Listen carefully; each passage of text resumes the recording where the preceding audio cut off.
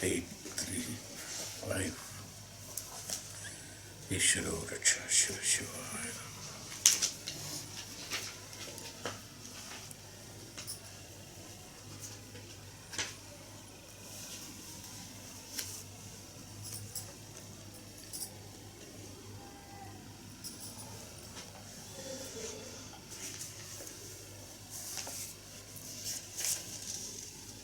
Voice over.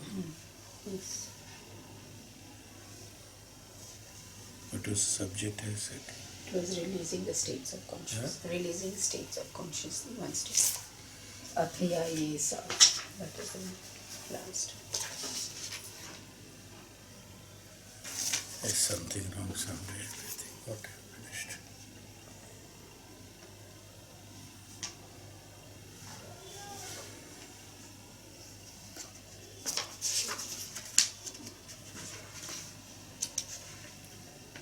Last class you did it, 8, 3, 2, 3 and 4.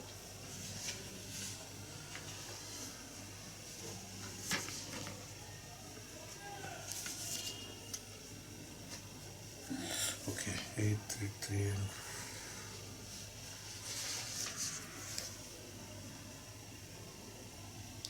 8, 3, 4 is finished. Yes.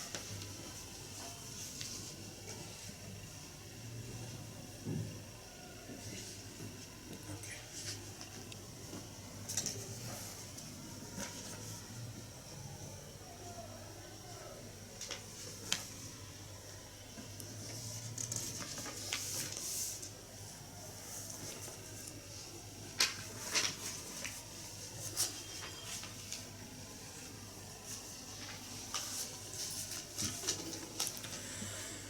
Shambho Mahadev Ishvaro Raksha.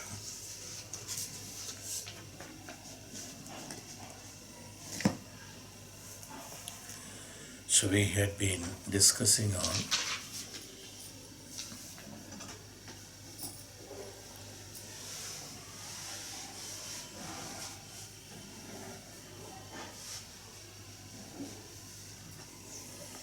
this identification with the body and mind is called immortality, and that's what is called Brahman. Whether it is Atman, Brahman, Satyam, Jnanam, everything is Brahman. Different names have been given for different experiences of attainment of this truth, attainment of this absolute. There's nothing wrong. One can adopt various methods to reach a destination which is true. But the principle is that the path should be perfect, the path should be right. It should have under the discipline of the Upanishadic principles. So he said this is the Atman, or this is the Brahman, whatever we call.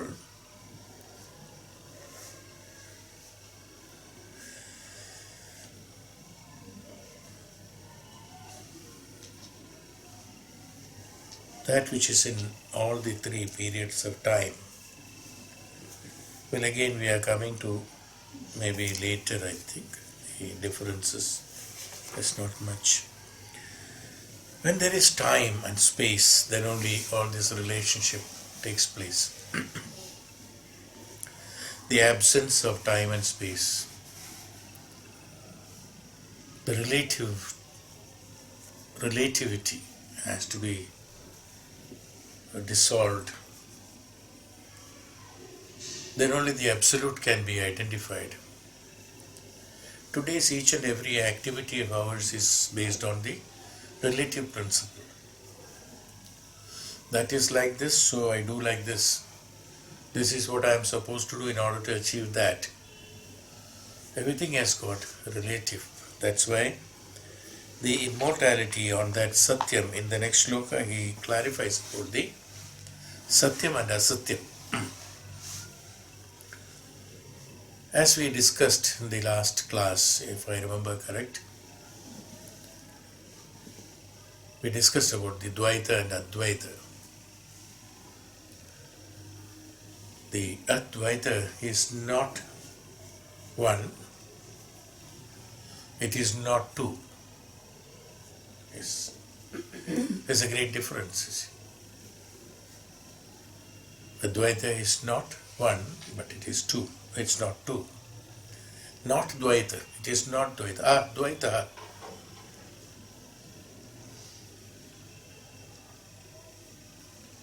Because whenever we say one, the relativity comes. Time and space comes. When we say Dvaitam, there are two, definitely there are relativity. The two cannot come without one. In fact, even one cannot come without two. That's how the principle of zero Madhavacharya and Chanakyas and mathematicians invented about the zero also, relativity of zero. That also is related. So, Shunyata is also considered as, within the time and space. Shunyata is what? How we call something as Shunya. Shunyata. That there is nothing. The nothingness. Nothingness is also classified with somethingness, because there is something, then only the nothing, that something is absent from something is called nothingness. So again, there is a relativeness. See. Then again, the concept of the consciousness being consciousness and matter is called the two different variations of the absolute. From the absolute, the consciousness and the matter comes. The variation comes, again the shunyata, when we call it as shunyata, there is a relative principle behind it. So, everything is based on that. That's why Upanishad specifically said about the consciousness of no body and no mind relationship. Because whenever there is a relativity connected to the sharira and mana, mind and body, sharira and mana, we all do everything, as we said in the previous classes also. We are gradually going to that Advaita Siddhantam from the Dvaitam. That's why we are trying to narrow the differences. That's what we had been doing since last few classes, narrowing the differences between the Dvaitam to Advaitam. Gradually we travel towards that Advaitam, which is the truth.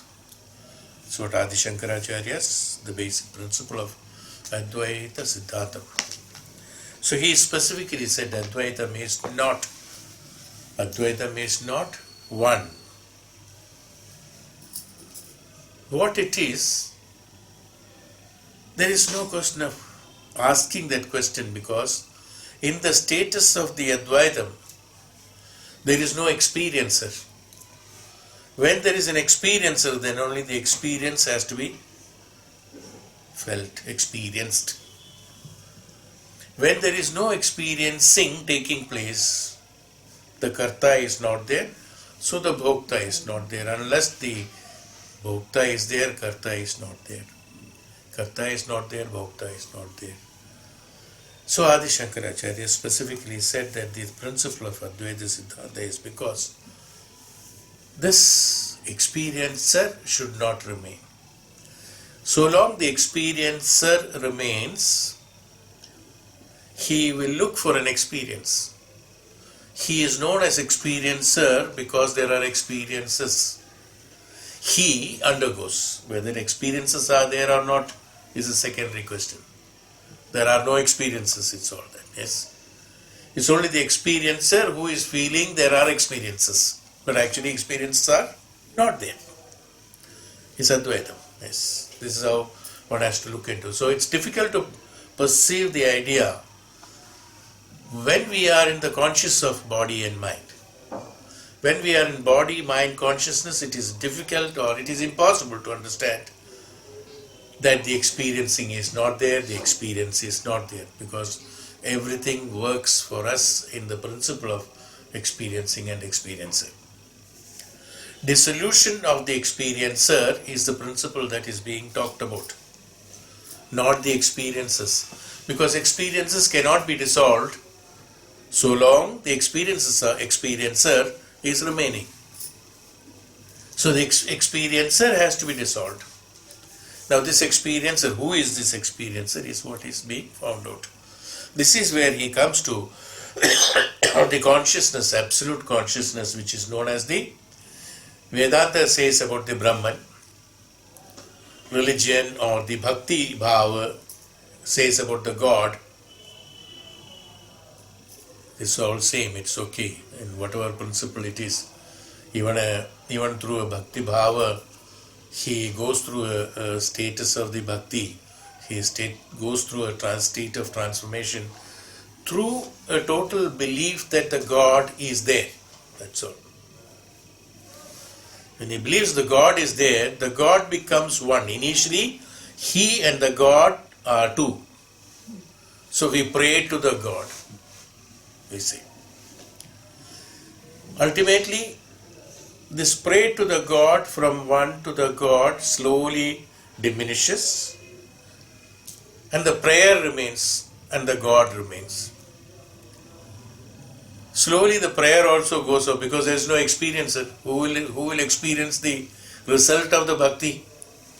So gradually the prayer goes off, only the God remains. What is that God? Definition in the mind of a bhakta, it is God, Ishwaratvam, that's all. Slowly from Dvaita Siddhanta to Advaita Siddhanta.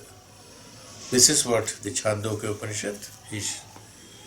Maharishi slowly taking us towards that, the absolute Brahman, which we call it as Brahman here in Upanishads, we call it as Brahman.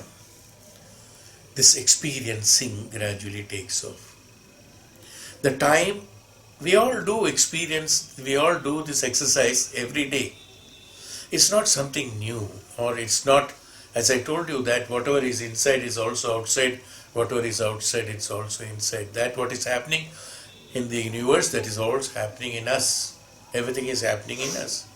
So if this identification of the Brahman and immortality is there, so it has to be there in us also. So in a mortal there has to be immortality. I mean, it may sound a little awkward, odd. In mortal there is immortality. Unless there is immortality, the mortal cannot be surviving. Now, during the process of prayers, or suppose you are doing a puja, a prayer, intensive prayer, only the object remains, let us say. We discussed about the subject and object relationship, where there is nothing called subject, everything is no object, everything is subjective. Unless the consciousness is there in you, the object is not there. The same way, when you pray, as I told, that God or whatever it is, so long we are there and the God is there. Unless that dissolution takes place, when you close your eyes and pray, somebody goes into deep trance, we call it, the transformation. When you go into the trance, naturally you do not remain. You are not there. And only the object is there. And that object becomes the subject. When only something is left out, only that becomes the subject. Same way we experience during the sleep also. When we sleep, we are not aware of any of this consciousness. Whether it is consciousness, whether it is absolute, whether it is body, mind, consciousness, sharira, mana, no experiences, nothing is happening, you see. In the status of sleep, you do not have. Why it is not happening? In the state of Sushupta Avastha, in absolute Sushupta Avastha, there is no time and space. If there is time and space during sleeping, you will know how long I am sleeping, how I am sleeping, is the sleep good? These are all discussed only after you wake up. That is your proposition, after you becoming the experiencer. During the process of sleeping, nothing happens. This is the Sushuptavastha. The same has been compared to the Turiya Avastha. Sushuptavastha has been compared to the Turiya Avastha because without this Sushupti, the consciousness is there, but it is equivalent to the Sushuptavastha. The experience is up to the Sushuptavastha, but the consciousness is there. It's called the Turiya Avastha. Approximately this is called the Turiya Avastha, Upanishad says. What is the specification? Why am I explaining you this before the next sloka comes? Is because your identification of this oneness or this identification of Dvaita Siddhanta and Advaita Siddhanta has to be absolutely clear. Then only this, something can be eliminated. The concept has to be eliminated, first of all. As we said earlier, that there is no Dvaita, there is no Advaita. When there is no Advaita, when there is no Dvaita, we call it as Advaita, means neither Ekam nor Anekam. Ananya Eke iti Aneka. Number of ones put together is Aneka. So when that is not there, the Ekam is also not there. Advaitam is also not there. That principle he slowly, gradually establishing in the factor in the last chapter of this is that what's happening. So that ultimately we find this is the true absolute state of Brahman. We can absolute know what is called the immortality. Because there is no mortality, it is known as immortality. And the ones who are believing there is mortality, this principle of immortality has been created. It's Vangmaya. It's again created in order to explain that there is no mortality. That's why immortality has been created. This word has been created. Yes, this is how the Satya goes. There are lots of misconceptions in our practices from the Shastras, even though many people they quote the Shastra. Like recently I heard Swamiji talking about the Narabali or the Gohatya during the process of the Yajnam. It used to be a practice that during the Yajna, Mamsa Bhakshana, Mamsa Prasada has to be there and something like that was there. There's a big story on that, the involvement of truth. When ultimately came to the truth, it has been said that the specification, first of all, the yajna is that the yajna that one is undergoing through the tapasya is the biggest yajna. As we always discussed about the yajna here, aham samarpayami. Aham sarvasam samarpayami. Not gridam samarpayami, dhupam samarpayami, annam samarpayami. Aham samarpayami. Aham sarvamam. That's important. Aham samarpayami. That myself is being oblated.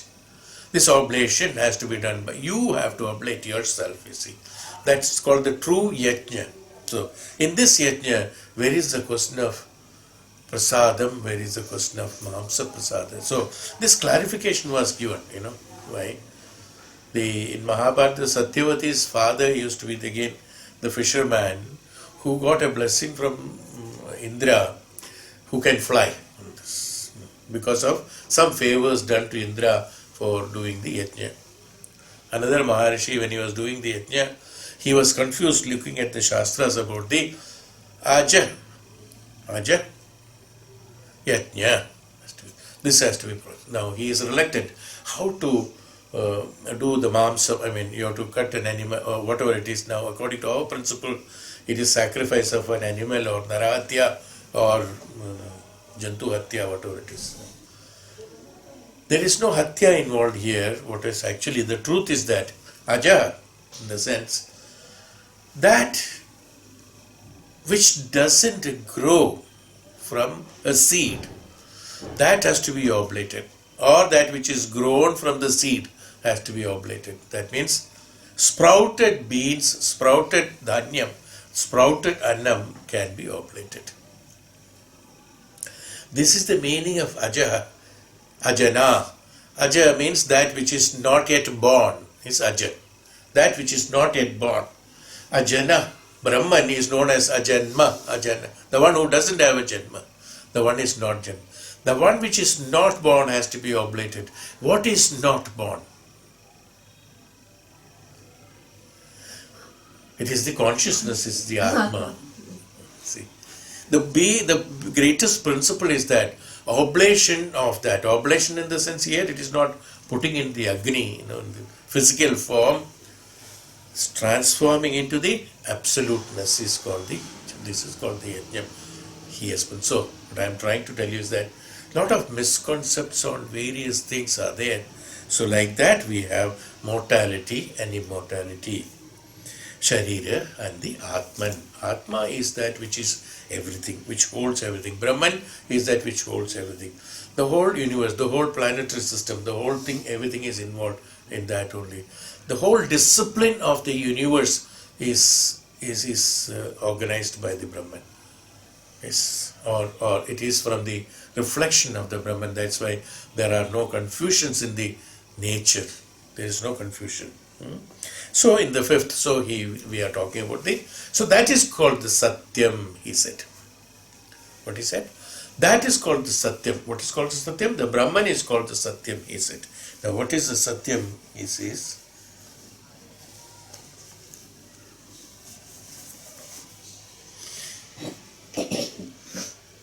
Yeah.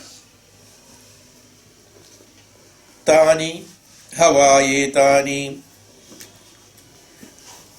Trinyaksharaणि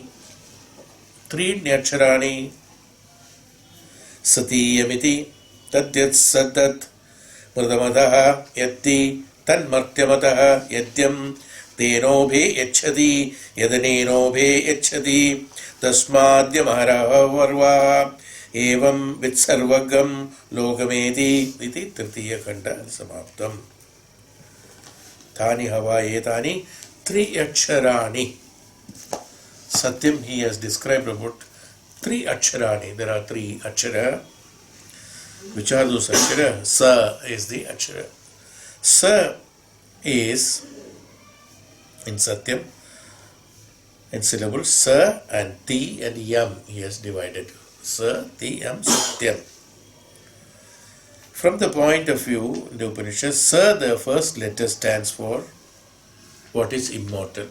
It's always like that. Sa is always immortal. Sadgati, Sambhavam. No, everything is Sa. Sa is immortal. That which is permanent. That which is not changeable. It is immortal. There is no mortality for that. So it's called Sa. It is Sa is also auspicious, we can call. Sa is also Saguna. Guna itself classified as Saguna. That which doesn't have any gunas is called Saguna. No gunas. No, 3 gunas are identified as 3 gunas. Saguna is that there are no gunas. This is how it has to be understood.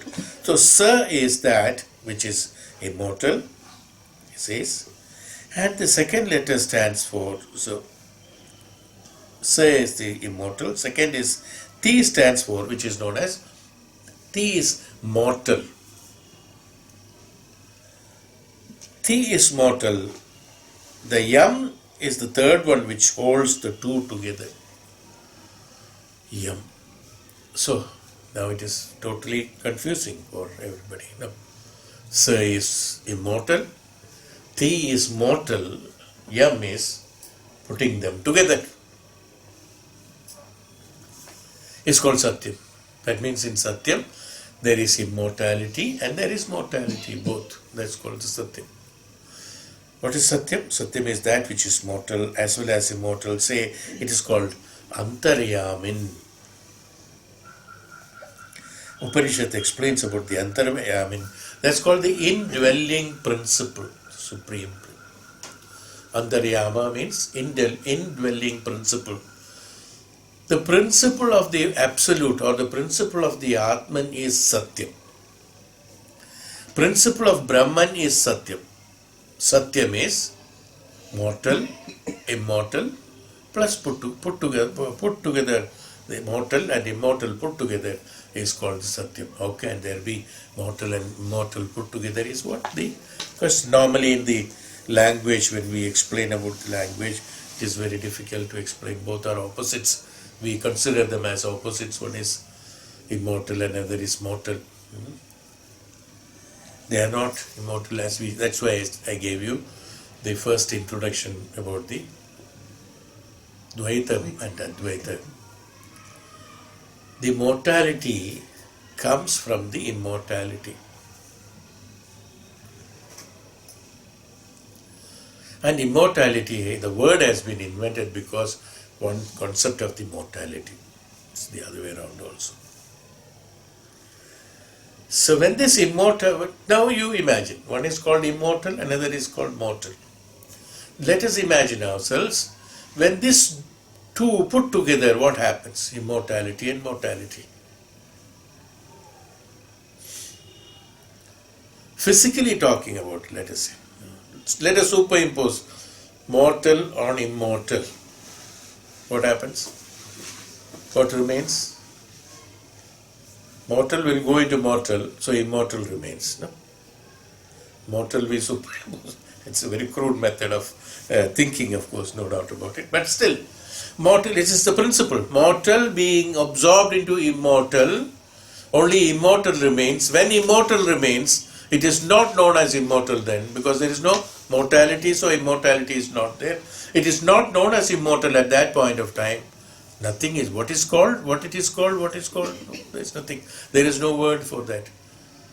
Vangmaya is not there. That's why in the Vedas, all the principles are in sutras. Sutras have to be further analyzed and contemplated and identified and then explained further and further. Then only the derivation of the meaning and analysis could be derived out of it. It's only the beating around, bifurcating them. As I told you some time back, take a seed, and from the seed the plant comes, then the stem comes, then the branches come, then the leaf comes, then the flowers, then the fruit, and this, that. So the whole thing is the conceived in a small seed. Identification. Sutra is that. Now from that sutra, which is not known to others, inside, outside, it is not identified. From that, analysis and classifications have to be made, and then identification of all these are there has to be understood. Only when the analysis takes place, sutra. Same way, in the absolute, from the absolute only, the bifurcation of the immortal and the mortal has come. That's why from the Purusha, Prakriti has come, we said. Originally, we discussed the meaning of that is that from the Purusha, the Prakriti comes. The Prakriti is that? Prakriti is nothing but the nature of the absoluteness. What is Prakriti? Nature. Whose nature? Purusha's nature. Prakriti of the Purusha being projected. That's, as I told you, during the process of the energy being evolved, what happens? Certain sparkles which are coming out, when it is too close, it becomes one with that. So the question of mortality and immortality doesn't arise at all. But the sparks which are going away from that, you remember? We discussed about this in detail. This has got space and time. Since the time and space is involved in that, this particular spark, even though the quality of it is the same as the fire, that which was there, or the energy, but this perceiving that idea or perceiving that knowledge into that was not possible because of the time and space between these two. And I think we have discussed enough on that, so we'll not go in that. So the principle of the indwelling principle, in the sense, the basic principle of this is that immortality and mortality put together is known as the Antaryamin, or the indwelling principle. The supreme reality holds together in itself both subject and object, consciousness and the matter, they said. It's both, it's as we again discussed, subject and object. There is no object, everything is subjective. There is no mortal, there is only immortality. Consciousness and matter, he divided it again. Put together is the absolute. Who controls this consciousness, who controls this matter, both are the absolute. From that absolute only the consciousness and matter came together. When the matter is dissolved into the consciousness, consciousness gets dissolved into the absolute. Is known as absolute, is known as absolute. When that consciousness, the jnanam, when it is prevalent in a particular form of energy, when the action and reaction takes place, matter is being produced. The matter is also consciousness. Each and every act that we are doing now is based on consciousness only, is it not? Otherwise we can't do anything. When we speak, you understand. When you speak, I understand. Or when Upanishad speaks, we understand. This quality of understanding and learning, where has it come from in you? Even for a small child, as soon as it is born, it is there. Even when it is not born, it is there. Yes. We are not seeing it. Only after being born we are seeing it, so we say immediately after being born it is there. But it is there, the concept is there. No, even much before that we explained about that.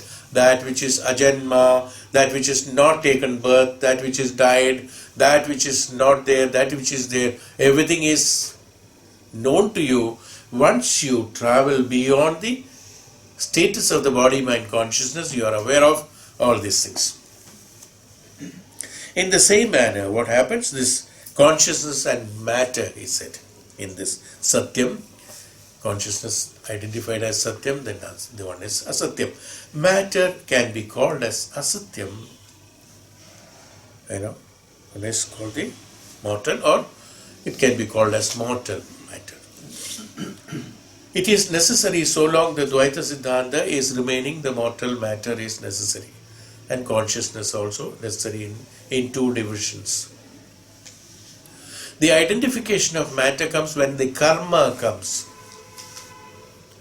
We discuss about how the karma comes into one, how the karma is implemented into a jivatma, or when the atma converts into jivatma. For a jivatma there is a karma, and when the karma is being executed, it is known as, it can be called as matter. The one who is a doer, who is enjoyer, everything is karma, everything is matter. They all have mortality. Everything has to vanish. The karma has to finish. The enjoyer has to go away. Everything is mortality. But this mortality has come from the consciousness, from the Atma, in order to execute certain experiences, unfinished or whatever it is. This experiencing and experimental experiencing and experiencing that takes place, through which you relate to and you reach the status of immortality, that akarma, that there is no more karma to be executed, that karma mukti takes place. When a karma mukti takes place, you reach the status of the immortality. Yes, that's all. When you reach the karma mukti, you are in the status of immortality. Awareness of the consciousness, of being in the consciousness, even though you have the matter, there may be matter, but being in the consciousness, the matter is dissolved into consciousness. This is how our great rishis and tapasvis, in many of the examples are there, that they have burnt alive themselves during tapasya. They created the temperature and then they burned. And Maharishi, this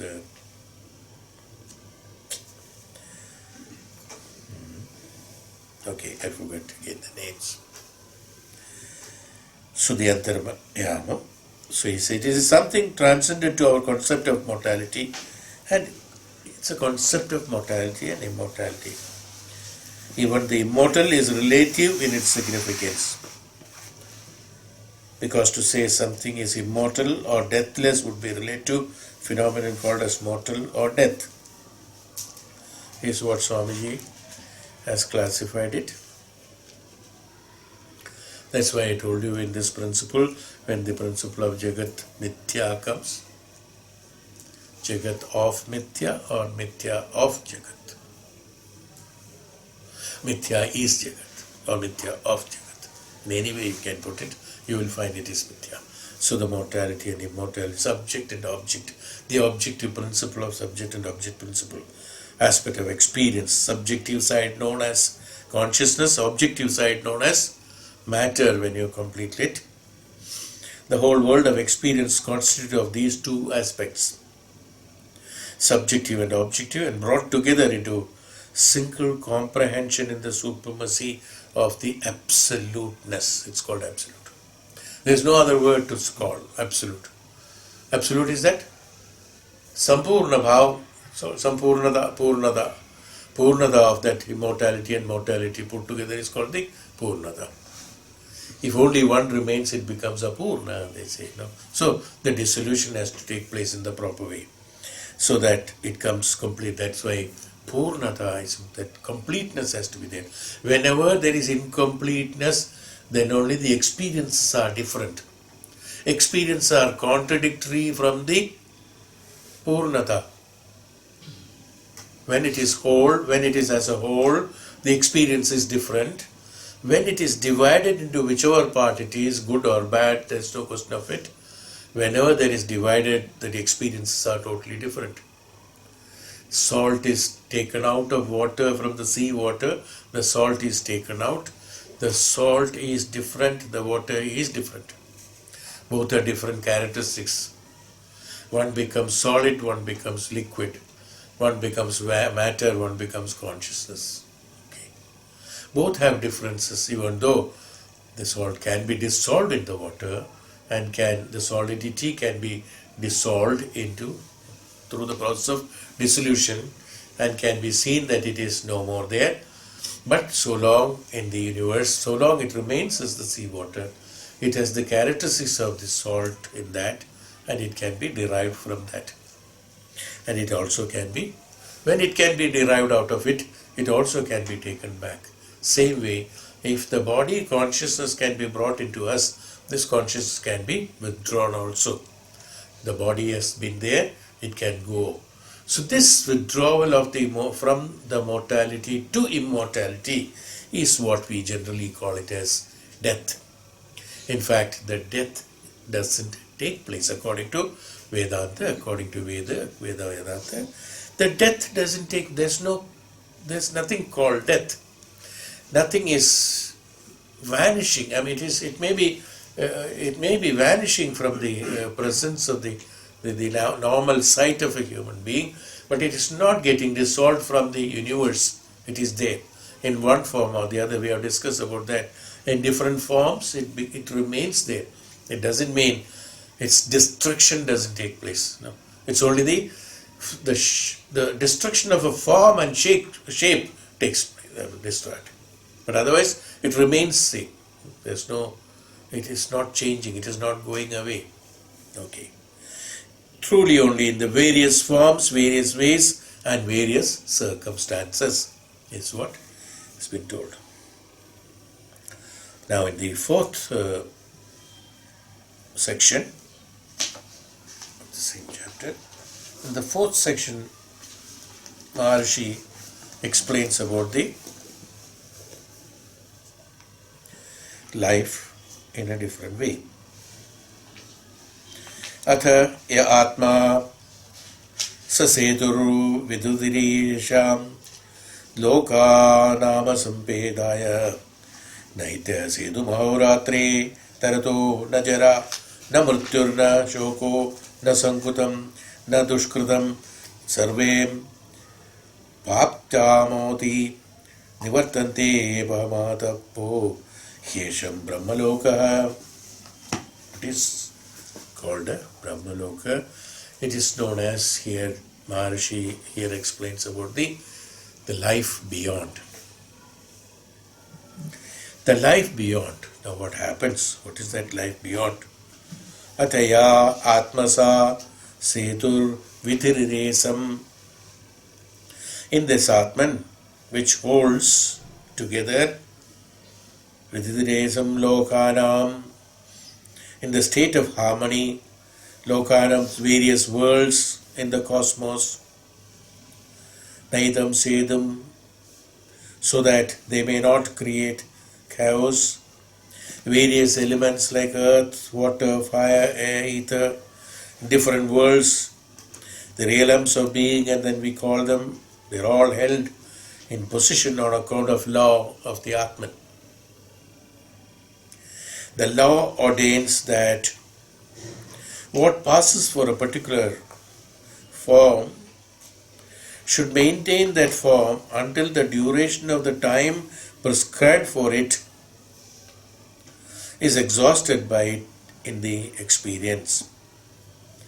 As we again discussed about it, the formation automatically takes place during the process of evolution.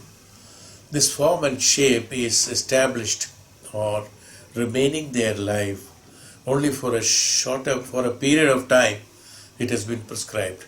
Like when a spark comes out of the fire, the spark remains alive for some time till it is cooled down and the quality of the spark fire is diminished.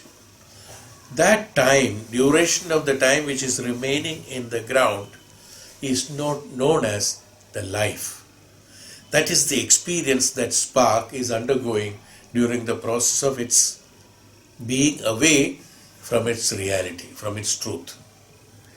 The quality of the spark is, even though it's the same as the fire, it is unable to implement it in totality here because of the environments are totally different and it is away from the absoluteness. It has totally different experiences because its own evolution, it's evolving in its own experiences. The same way the Jivatma is also like that. So there is a duration prescribed for these. Then what happens after that? After that, the spark again, in one form or the other, at one time or the other, it merges with the fire again. As we told about the evaporation process and condensation process and things like that.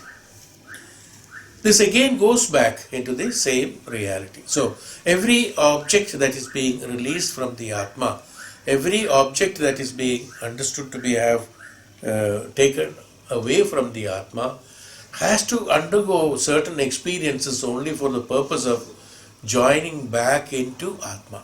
That means any experiences, even though we think the experiences that the one which has come out of it is different or which is meant for something else, because they are not conscious about it, they are not aware why these experiences are being done.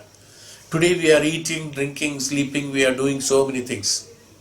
We are all thinking we are all right. We are all thinking this is the only thing that that is right in this world. We have prescribed the right and wrongs. And then we follow that what we said right. And whenever it is necessary, we modify the wrong into right. So, this is what is happening. You take in any plane that is concerned, whether it is in individual status or as a student or in a Kaumara or in Yavana or in Vardhakya or in the status of a Raja or a Praja, depending upon the necessity of that, the administration is changed. That's why it is known as administering, administrating. Imposing something on something or implementing something on is called administering it. Administer something on that, you see. That is all because of this Siddhanta of the identification of the experience, that which has come out from the reality. So the experiences are totally different. One believes and one undergoes certain different experiences in different form and shape. Whenever we have different forms and shapes, we have different experiences. It automatically happens. When we are at home, we have different experience. We go out, we have different experience. We are working, we have different experience. We are sleeping, we have different experience. See, even in the same status of the Sharira and Mana, when we undergo from status to status, from one to another activity, our experiences are different. Now you imagine when a life comes from, we call it as Atma and Jivatma, and the Jivatma is separated from the Atma. As a principle of karma, when the karma is involved, it is known as Jivatma. There is no separation taking place. It is Atma only.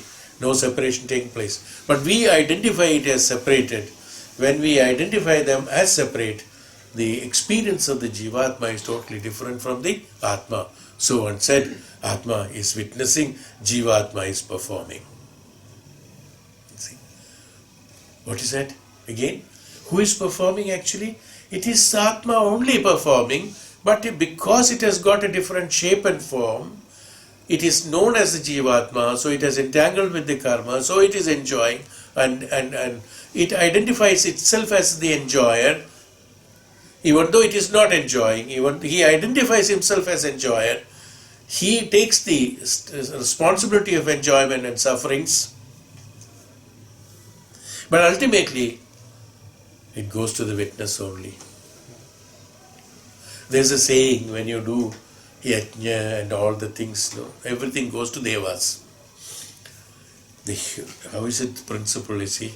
It's little, is it not contradictory?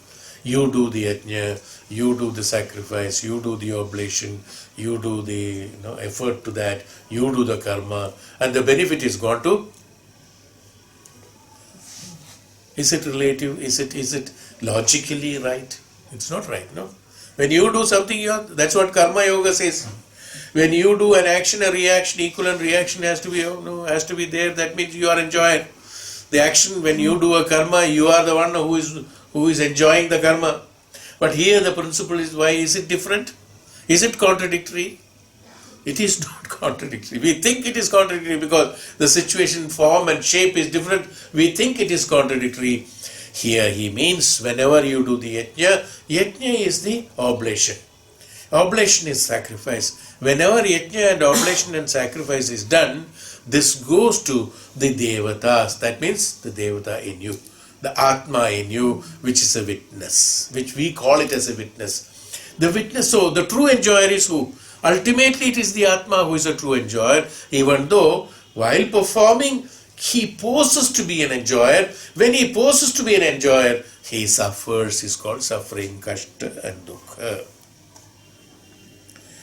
This is what he ultimately says about the body relationship between the body consciousness. And then he said about the, where are we? We said life beyond, we said is. So all these things are, all the discipline is being maintained because there is Atma. The whole Brahman, or what we call it as Brahman in Upanishad, because there is Brahman, the total discipline of the universe is being maintained because the presence of the Brahman is there. Else there would be confusion everywhere. Anything could be anything, anything could happen at any time in this matter without, say, kind of relevance of whatsoever, but this does not happen. There is always a cause and effect relationship between one experience and another. From one experience to another, there is a cause and effect experience. There is a relationship vitally established between various things in the world on account of symmetrical balancing character of the consciousness of the Atman.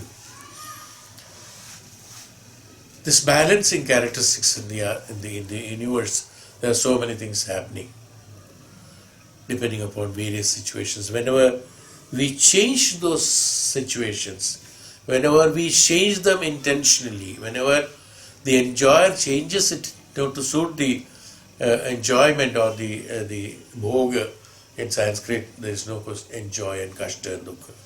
Bhoga, experiencing. Everything is experiencing. Kashta is also experiencing, sukha is also experiencing, dukkha is also experiencing. There is no classification of sukha and dukkha. Sukha and dukkha is a relative term created by you according to your choice, and that sukha and dukkha classification, your dictionary changes every moment. The sukha becomes dukkha, dukkha becomes sukha, depending upon your convenience. No?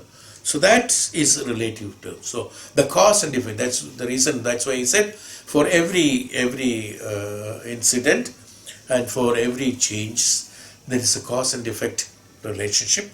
And this cause and relationship, on account of the symmetrical balancing character of the consciousness. The consciousness of the Atman. What is the consciousness? Where is the consciousness? The consciousness is again Atman. Consciousness is again Brahman.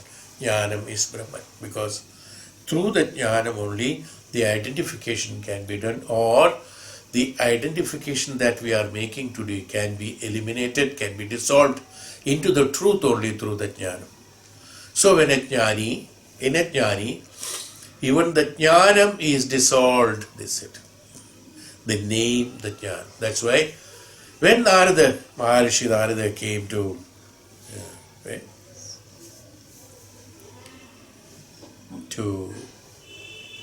Yajnavalkya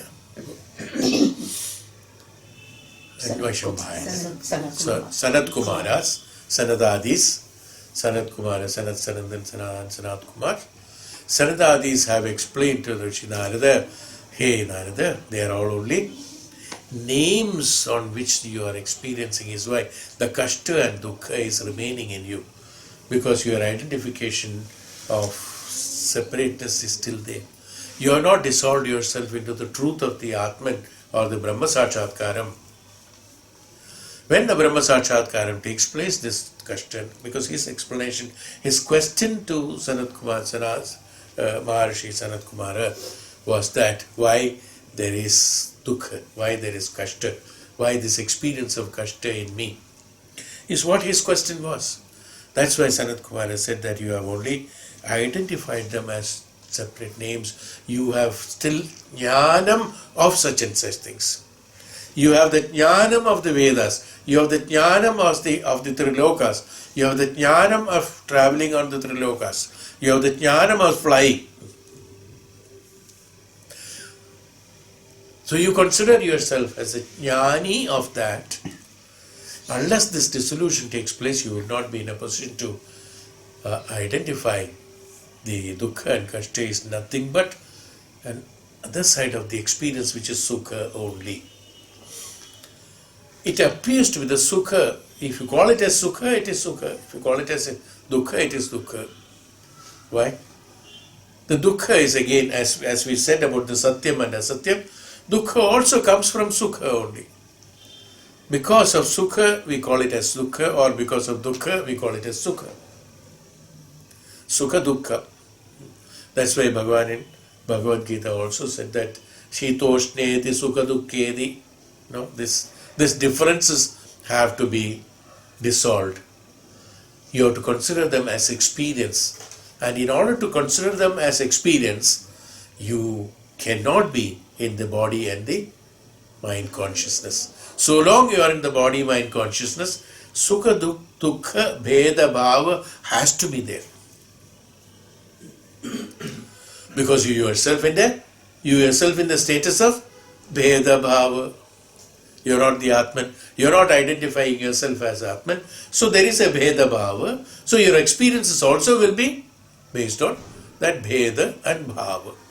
That's the difference. It's very simple. So it is different depending upon your status. You are sitting here, your experience is totally different. You go out from here, you go somewhere else, your experience is totally different. Same way, you being in the body and Atma, your experience is totally different.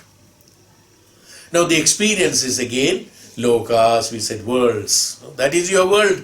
This for some time, this is your world, and for other time, that is your world. So we said there are different worlds. So different experiences are known as different worlds. In order to identify this as one universe, you have to be above the worlds. So long you are entangled in the status of worlds, status of experiences, sukha dukkha bheda bhava will be there. It cannot be removed. No, many people want to removal of their dukkha and their kashta. That is kashta for me. This is kashta for me. For somebody, having a child is kashta. For somebody, not having a child is kashta. Kashta is different in different status. Same way, so Bhagavan says, this is a relationship vitally established between various things in this world on account of the symmetrical balancing character in the consciousness of Atman. He specifically used a specific word, symmetrical balancing character of the consciousness of the Atman. Symmetric balancing in the character of the Atman. The consciousness, again, how the balancing of consciousness do it. We don't do it. No, you should not try to understand it. As I said, Upanishad, don't try to understand it, just perceive it. Swallow it as it is as you take the tablets. No, you don't analyze. When you're taking a tablet, you don't see what are its contents and can I break it into so many different pieces, or let us weigh 0.5 grams of this chemical and 0.25 put together is the tablet made, so I can take it differently. Do we do that? No, we don't do it. Put the tablet as it is, swallow it as it is it not? Because it contains everything. Swallow because you will not be able to analyze it, understand it. So Maharishi said, Veda Shastra and Brahma Vidya, just swallow it. You will get the transformation. Swallow the tablet, you will get the change. Swallow Brahma Jnanam, you will get the change. Why do you want to unnecessarily tax your small, little, big brain? Huh? Identifying who is Brahman, where has he come from, was he born or not, when was the world, so many people ask questions, when was the world born, created, tell me. What will you do after knowing it? Suppose I tell that. BC 20,000, 30,000. Okay. Now what will you do? Okay, right. That's all. Or you will say, no, it's wrong. What you say is, no, I cannot believe it. That's all. Then what will you do? Nothing. No? Unwanted taxation of brain. You see. Analysis is created depending upon it is the molding of the mind again. So the mind again, we don't go back to the mind. As we have already finished, we have come out of the mind. This bridge, as it were, which is the Atman that connects one world with another world, is also like an embankment over which days and nights cannot pass through. We discussed about day and night that cannot pass through. Because this Atman, or this consciousness of the Atman, or balancing of the characteristics, the principle in the consciousness of the Atman taking place, when it takes place, that is the embankment which cannot be crossed by anything which is called mortal. It's also like an embankment over which days and nights cannot pass. That means time. Which means to say that time cannot touch the realm. When you cross this bridge, which connects the world of ordinary experiences with the realm of pure being, there is transcendence of time. We said when we come out of this consciousness of the Samaya, Kala and Samaya is depending upon again the karma. Kala and Samaya is depending upon again the body consciousness and the mind consciousness.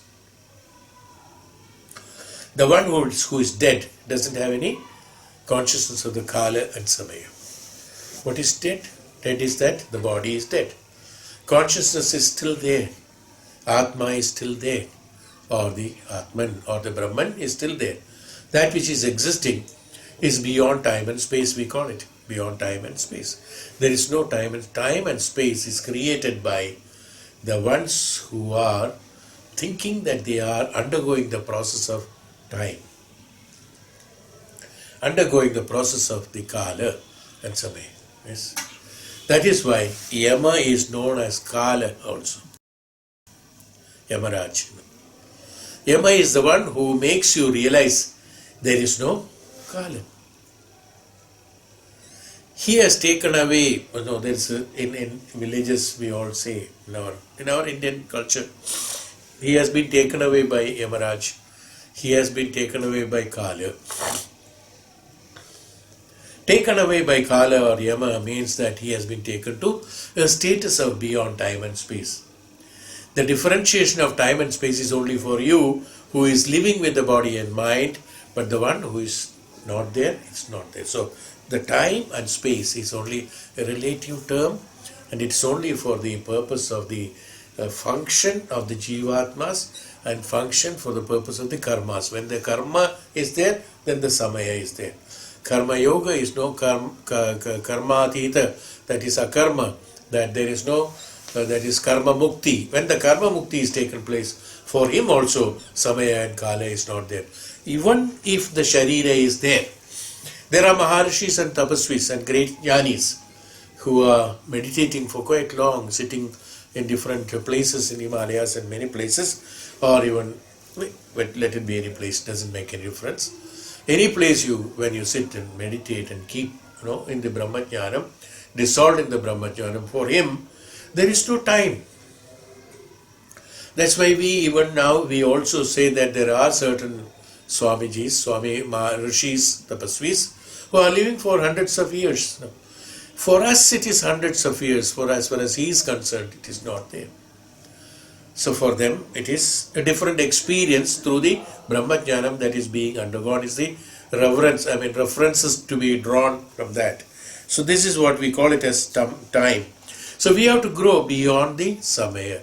But whereas we consider time as very important now, as far as the Bhautika Loka is concerned or the matter is concerned, time is very important and space is very important. Time and space is important only for the matters, only for the Bhautika Jivan, only for experiences of the Bhautika. That's why they said from the Bhautika, one has to go into the status of Vibhuti. And in the status of Vibhuti, you do not have the space and time. Experiences are not there. So neither old age nor death nor sorrow can touch it. Actions of any kind cannot touch it, whether they be virtuous or vices. Neither good nor bad, nothing we regard as valuable here, where in the supreme integrity or reality, where a supreme integrity takes place. Every evil turns back after having touched this embankment. Now, the supreme world we call Brahman is untouched by evil of every kind. Now, what is the classification of evil? Evil is nothing but the consciousness again. Consciousness of what? Consciousness of body and mind is called the evil.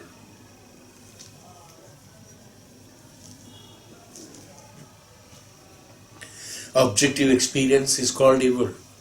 That's all. Nothing other than that. This is evil.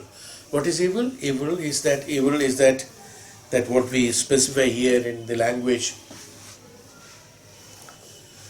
opposite to consciousness, opposite to that which is not conscious. It's not right. Again, there is no question of opposites. Since evil is also, when it is dissolved, then the evil, when it is dissolved, it becomes consciousness again. As we talked about, Vatmiki, Ratnagar becomes Vatmiki. Evil becomes consciousness. When the status of evil is gone, and it becomes consciousness. When status of Ratnagar goes away, it becomes Valmiki. That's all. Through the process, there is a medium in between. Through the process of tapasya, when he did the tapasya, he became dependent on the consciousness. He did the oblation and sacrifice of the evil. Evil to sacrifice, we don't have to do anything. We don't have to try to take it away, or any of the, as we said about the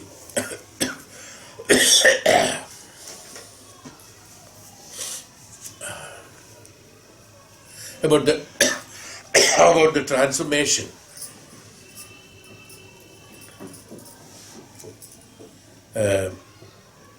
When we do the tapasya, what happens? Automatically, we become dependent on the consciousness and the evil is automatically gone.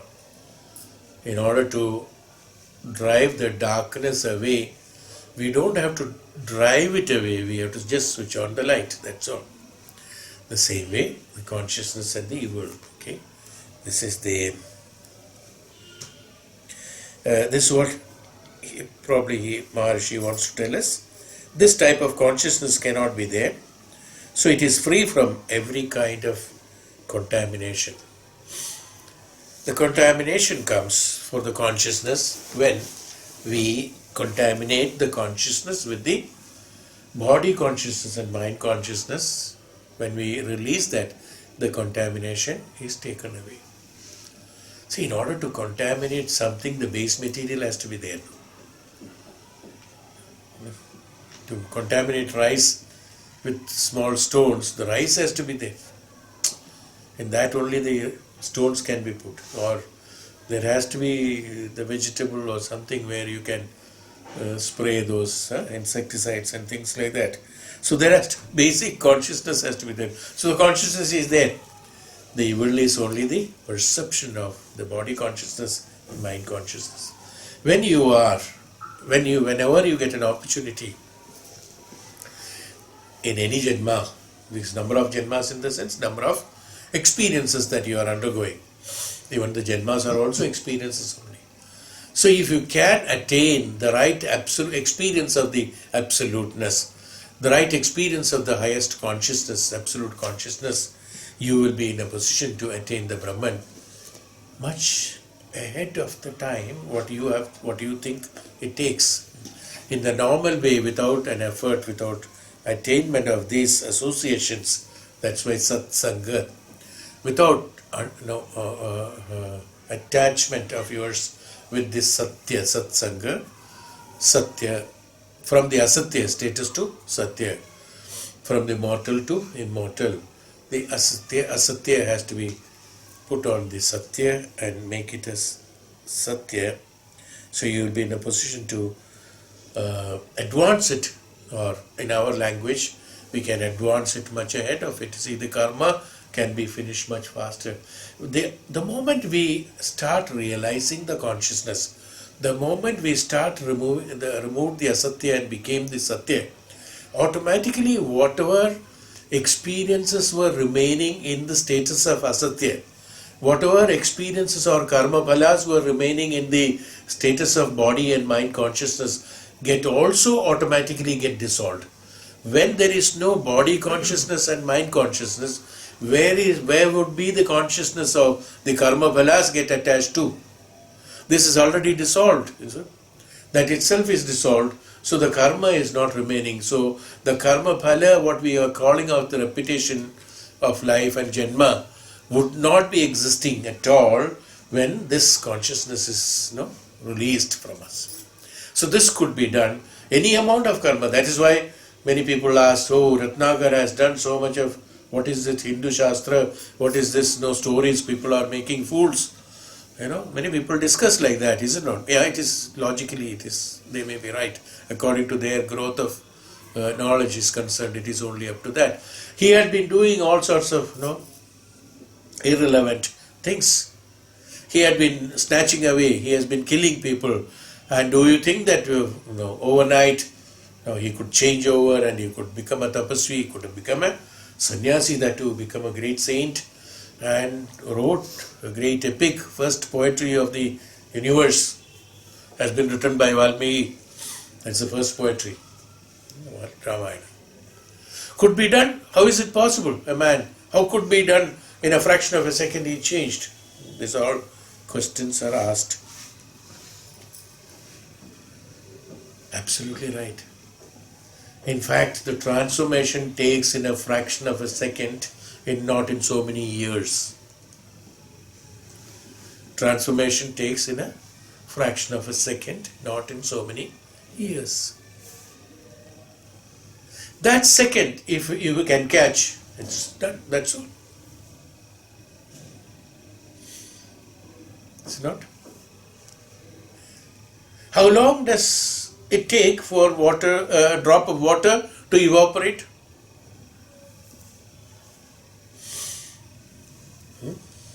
Well, there are so many parameters in that.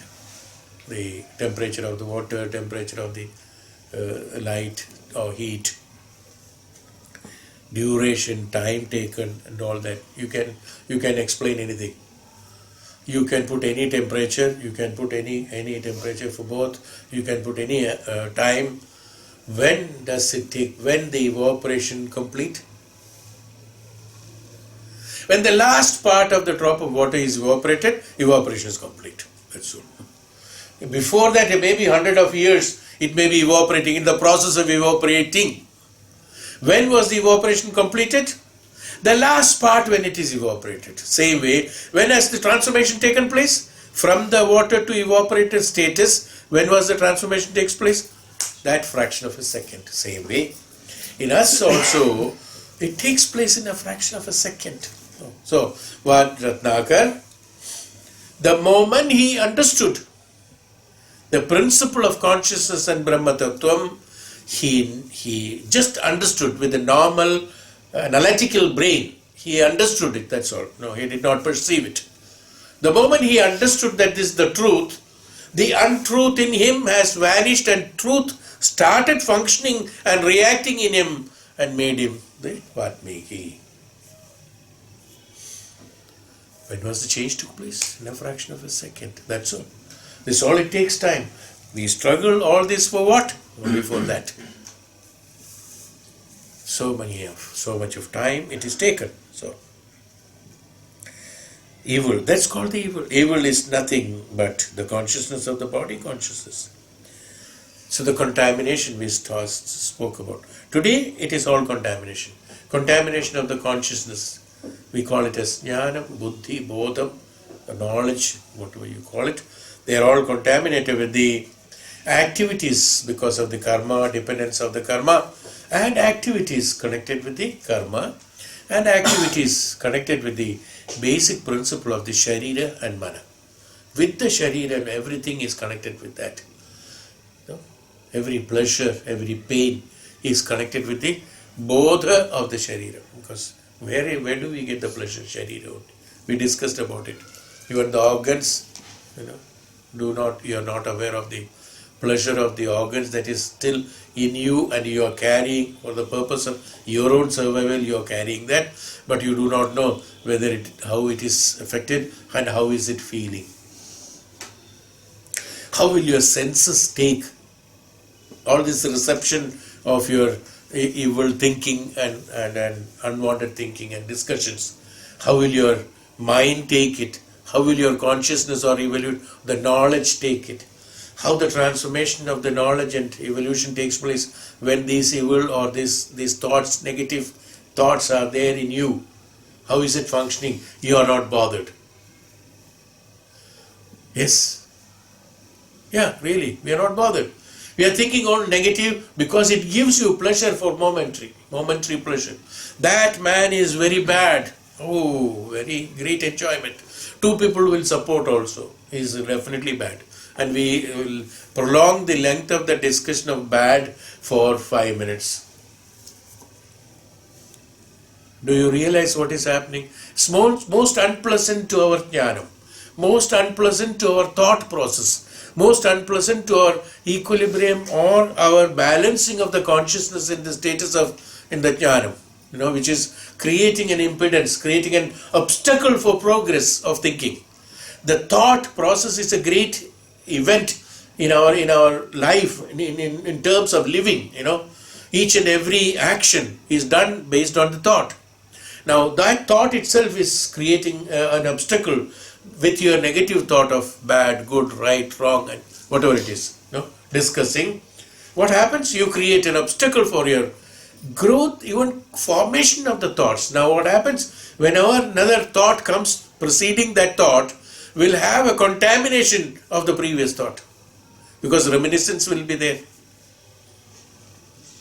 In the glass where the milk was there, and if you pour something else, the reminiscence of the milk will always be there.